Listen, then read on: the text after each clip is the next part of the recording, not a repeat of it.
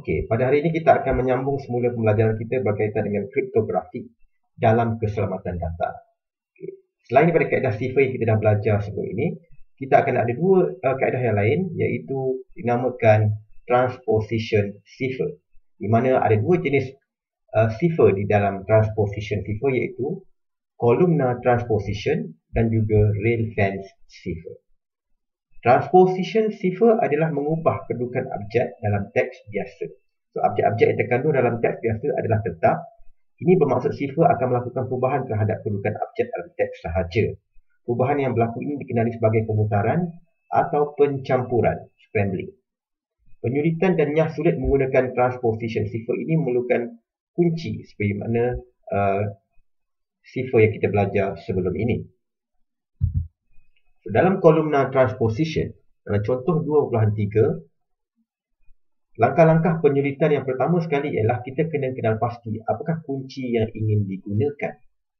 Dan contohnya kita nak menyulitkan teks biasa, maklumat mesyuarat akademik. Okey. Jadi yang pertama sekali, katakan kita menggunakan kata kunci dia ialah bola. Jadi bina satu jadual seperti dalam jadual di bawah ini. Kemudian isikan baris yang seterusnya dengan nombor berdasarkan susunan abjad itu. Okey. Bermula dengan BOLA.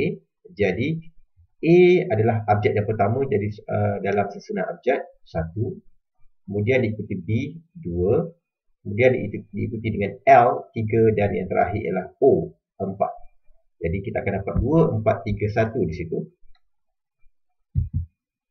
Okay, gunakan langkah yang kedua. Kita gunakan formula yang berikut untuk menghitung bilangan baris yang diperlukan dalam jadual yang kita akan bina sebentar lagi.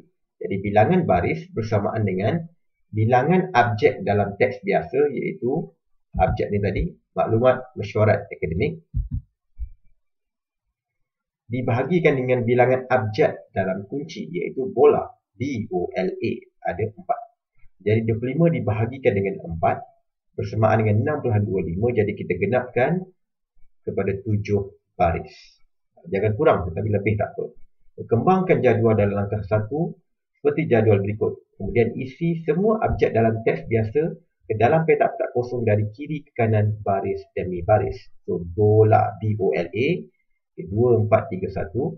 Okey, jadi kita tuliskan baris yang seterusnya dengan kepada 7 baris tadi.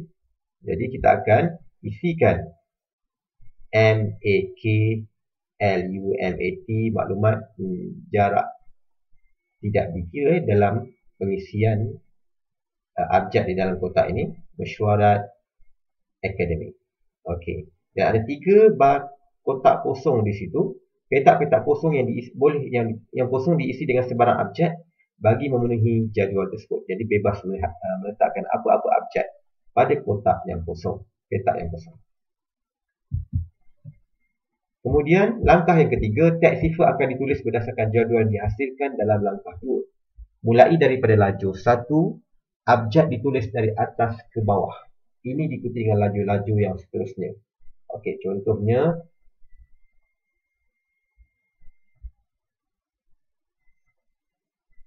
lajur 1. Okey. Kita baca daripada atas ke bawah. Jadi L T Y A I Z. Okay, sama seperti ini, L T Y A I Z. Lajur yang kedua pun sama juga, M U T D K, dan lajur yang seterusnya yang ketiga dan keempat. Kemudian kita akan cantumkan dia menjadi seperti dalam bentuk mendatar begini, iaitu L T Y A I Z, kemudian diikuti dengan M U T D K, dan seterusnya lajur ketiga dan lajur keempat. Maka terhasillah columnar transposition, penyulitan menggunakan kaedah columnar transposition ini dalam bentuk teks cipher begini. Okey. Itu adalah langkah bagaimana kita ingin menyulitkan. Bagaimana pula dengan nyah sulit? Columnar transposition menggunakan sama sahaja Contohnya, Ramli menerima teks sifar dan kunci daripada pelatih bola sepaknya seperti yang ditunjukkan di bawah. Okey, kita perlu diberikan kata kunci pintu.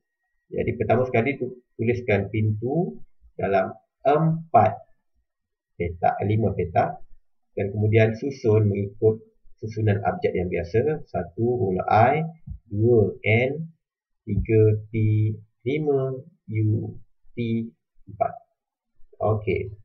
Kemudian langkah kedua sama juga. Bilangan baris yang diperlukan dalam memperolehi formula berikut. Bilangan baris bersamaan dengan bilangan abjad dalam teks sifar iaitu 30 dibahagi dengan bilangan abjad dalam kunci iaitu tadi kunci kan.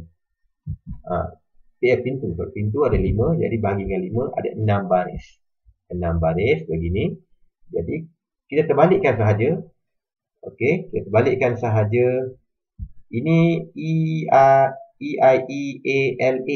Okey, kita letakkan pada lajur pertama. Kita baca daripada atas ke bawah. E-I-E-A-L-A. Okay, kemudian 5 abjad yang berikutnya pada lajur yang kedua. N, P, K, I, K, A, K dan seterusnya. Jadi bila kita baca semula secara mendata, kita akan dapat senarai pendek pemain bola sepak, di mana XX ni adalah abjad yang ditambah pada kotak yang kosong. Okay, ini langkah ketiga tadi lah. Kita baca secara mendata daripada kiri ke kanan. Senarai pendek main bola sepak. Itu adalah columnar transposition. Okay. Kaedah yang seterusnya adalah rail fence cipher atau zigzag cipher. Okay. Di mana rail fence cipher juga disebut sebagai zigzag cipher. Cara penyulitannya adalah seperti namanya, iaitu abjad-abjad dalam teks biasa ditulis mengikut susunan baris demi baris dan mengikut corak zigzag seperti pagar. Itu datangnya rail fence ataupun zigzag. Rail fence cipher perlu dinyatakan kunci untuk penyulitan dan yang sulit berlaku. Okay, rajah ini menunjukkan penyulitan teks biasa. Jumpa di pintu 1 pukul 1. Menggunakan rail fence cipher dengan kunci 2. Kunci 2 bermaksud 2 baris digunakan. Baris 1, baris 2. Jadi isikan abjad-abjad teks biasa dalam corak zigzag baris demi baris.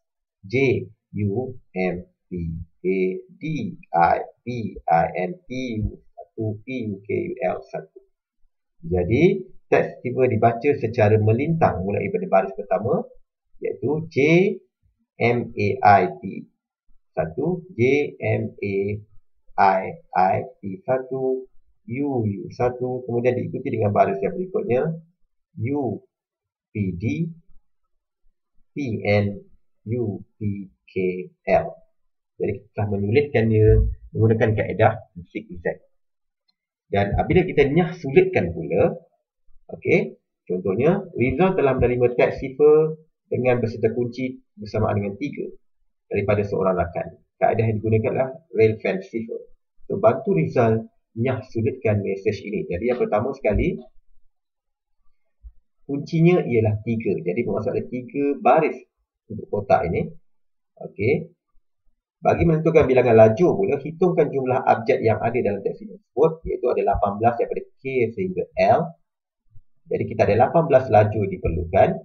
Bina satu jadual dengan 3 baris dan 18 lajur seperti yang di bawah ini. Kemudian, kita tandakan simbol dash akan sengkang supaya menjadi corak zigzag seperti ini. Langkah ini untuk mengelakkan berlakunya kesilapan ketika kita memindahkan teks-teks sifar tadi ke dalam jadual yang kita lukis ini. Langkah ketiga, pindahkan teks sifar ke dalam jadual. Bermula dengan baris pertama abjad diikuti abjad diisi satu demi satu seperti ditunjukkan di bawah ini. Okay, tadi K, M, D, E, N. Okay, kemudian diikuti dengan A, I, U, ICMRAG. Betul. AIUICMRAG. Okey. Dan terakhir kali MREL. Jadi kita boleh baca secara zigzag, iaitu kami murid cemerlang. Okey. Jadi ruang kosong diisi sendiri semasa membaca mesej, itu kami murid cemerlang. Itu adalah zigzag cipher, rail fence ataupun rail fence cipher. Jadi untuk aktiviti yang seterusnya, untuk TP3 tahap prestasi yang ketiga, anda diminta untuk menyelesaikan encrypt dan decrypt menggunakan columnar transposition dan rail fence cipher. Contohnya di sini, encryptkan mesej kunci.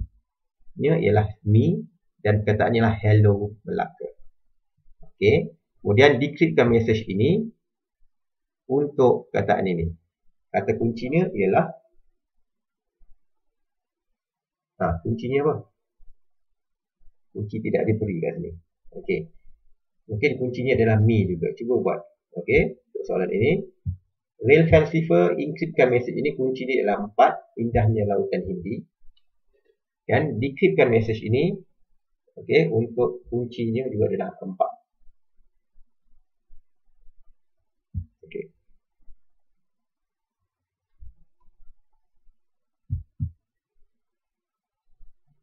Okey, seterusnya kita pergi kepada aktiviti ataupun standard pembelajaran 2.1.4, membandingkan kaedah cipher. Bandingan untuk kaedah-kaedah cipher yang telah dipelajari. Cikgu Ramesh meminta murid-murid kelasnya untuk membandingkan kaedah-kaedah cipher columnar transposition. Teks biasa yang perlu diselitkan ialah jaga kebersihan kelas. Reverse cipher. Jadi, kita bandingkan reverse cipher seperti yang kita dah belajar, tidak perlu penggunaan kunci. Pilih cara songsangan, iaitu songsangkan keseluruhan mesej. Dan cipher yang dihasilkan seperti ini. Scissor cipher, dia ada menggunakan kunci. Katakan kunci yang digunakan bersama dengan 5 digunakan. Lukiskan jadual pergantian abjad berdasarkan ajakan 5 abjad ke kanan. Gantikan setiap abjad dalam teks biasa dengan abjad lain berdasarkan jadual yang dihasilkan. Teks cipher yang terhasil adalah begini. Ataupun Pigpen cipher, bina jadual perwakilan abjad bagi simbol Pigpen. Tukarkan teks biasa kepada teks cipher berdasarkan kepada jadual yang dibina. Teks cipher yang dihasilkan akan terhasil begini. Itu adalah penyulitan menggunakan beberapa kaedah yang kita dah belajar, kaedah cipher yang telah dipelajari. Reverse cipher, scissor cipher dan Pigpen cipher. Jadi, apabila diminta membuat perbandingan, anda ada lagi rail fence cipher. Menggunakan kunci 4, lukiskan jadual yang 4 baris, isikan abjad dan teks biasa dalam jadual berdasarkan corak zigzag. Baris demi baris abjad dalam jadual ditulis semula menghasilkan teks cipher sebegini. Columnar transposition menggunakan kunci T-car. Okey. Bila ini adalah langkah yang kita dah belajar tadi. Untuk dapatkan baris, kita bahagikan bilangan abjad teks dengan bilangan abjad dalam kunci. Masukkan dan kita akan dapatkan teks cipher seperti di bawah ini. Jadi perbandingan di sini yang kita perlu buat ialah, ini sebenarnya yang perlu kita kenal pasti, analisis. Manakah kaedah yang lebih mudah, yang lebih selamat, bergantung kepada tahap kerahsiaan situasi yang diperlukan.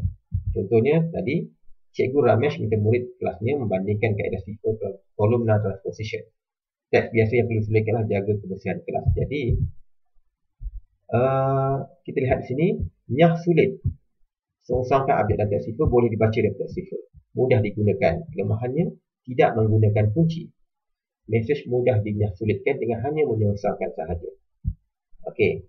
Kaedah yang kedua, lukiskan jadual gantian abjad dengan abjad 5 abjad ke kanan. Ini adalah kaedah apa tadi? Scissor cipher. Okey. Nyah sulitkan abjad demi abjad berdasarkan jadual pergantian yang disediakan. Menggunakan kunci, abjad dalam teks biasa digantikan dengan abjad lain. Kaedah cuba jaya boleh digunakan untuk meramal nilai kunci. Ya. Kerana kaedah ini hanya menganjakkan abjad sahaja. Jadi boleh menggunakan kaedah cuba jaya. Dan sekiranya betul, maka terbukalah kunci dan abjad dapat dinyah sulitkan dengan mudah. Kaedah ketiga yang kita gunakan tadi ialah kaedah Pigpen cipher. Okey. Dia menggunakan kunci, abjad dalam teks biasa digantikan dengan simbol lain. Mudah dinyahsulitkan jika mengetahui cara perwakilan simbol. Jadi jika cara perwakilan simbol dapat didedahkan, maka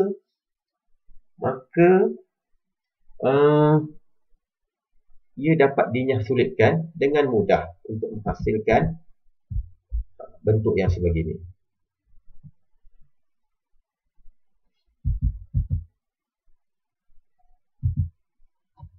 Kaedah seterusnya ialah menggunakan zigzag cipher. Okey, ini kaedah tadilah yang sulitnya. Kekuatan dia menggunakan kunci iaitu baris. Bilangan baris sukar di ramal. Okey. Abjad-abjad dalam teks cipher terdiri daripada abjad-abjad dalam teks biasa. Itu kelemahan dia lah. Tetapi kunci dia sukar diramal. Okey, dalam teks ni dia menggunakan kunci. Kalau zigzag tadi,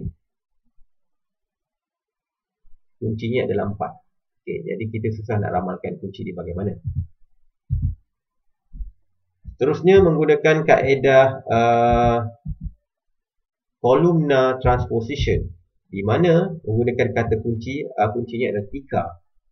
Okey, dia menggunakan kunci, nombor pada laju yang berdasarkan kunci sukar diramal. Okey, so abjad-abjad dalam teks cipher terdiri daripada abjad-abjad dalam teks biasa. Kuncinya sukar diramal bergantung pada apakah kunci tersebut kerana dia dalam bentuk perkataan. Jadi apa yang anda perlu buat dalam tahap prestasi yang keempat, anda perlu buat jadual perbandingan kekuatan dan kelemahan kaedah cipher yang telah dipelajari. Dalam kata lainnya, anda perlu salin balik semula langkah-langkah ini, jadual ini, okey, membandingkan kaedah cipher, setiap kaedah cipher yang telah pelajari, bagaimanakah kaedah penyulitan, bagaimanakah kaedah nyah sulitnya, apakah kekuatannya dan apakah kelemahannya. Okey. Untuk menjawab soalan aktiviti 2.4. Semuanya dalam kes ini, anda tidak perlu tuliskan bagaimana kaedah penyulitan dan kaedah nyah sulit. Semua hanya nyatakan, anda hanya perlu nyatakan kekuatan dan kelemahan sahaja.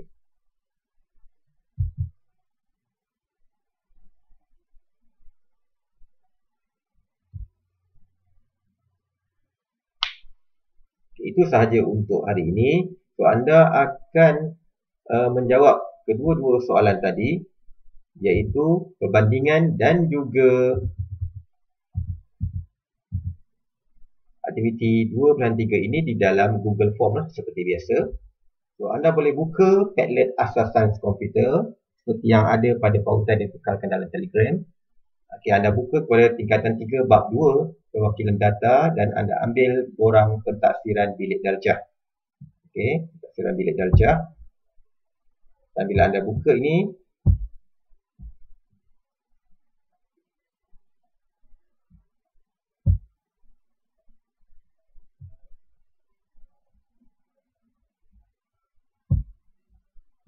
pastikan anda menggunakan email yang sama seperti sebelum ini kerana anda akan menyambung tugasan anda untuk soalan yang kelima dan soalan yang keenam. Kedua-dua ini menggunakan butang add file, jadi anda perlu tulis di atas helai kertas, ambil gambar dan muat naikkan dengan menekan butang add file di bawah ini. Okey. So itu sahaja untuk pada hari ini. Kita akan sambung pada kelas akan datang untuk soalan 7 dan soalan 8. Jadi untuk kali ini anda menjawab soalan 5 dan soalan 6. Terima kasih.